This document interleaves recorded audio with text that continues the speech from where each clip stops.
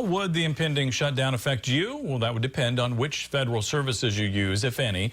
RTV6 reporter Norman Cox has more on what would be closed and what would remain open.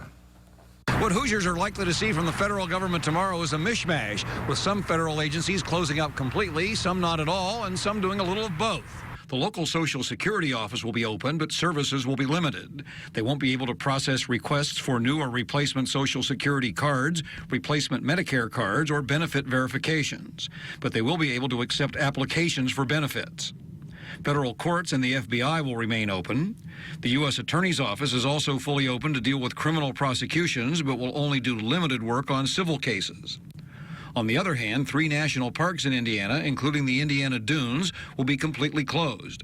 People we talked with are unhappy that federal lawmakers can't seem to reach any kind of agreement. I think it's absurd, and I actually live in Maryland, and I travel here for work every week.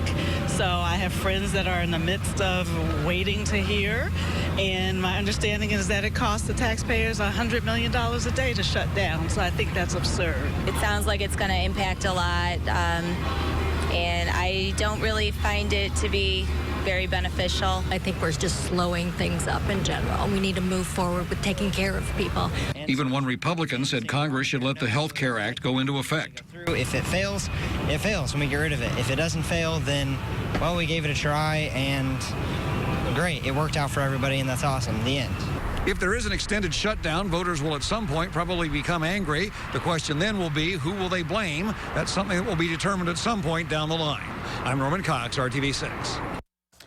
Since parks are closing, so will the National Zoo. And if you've been following the activities of the newborn pandas there on PandaCam, prepare to be disappointed. Those cameras would also go dark.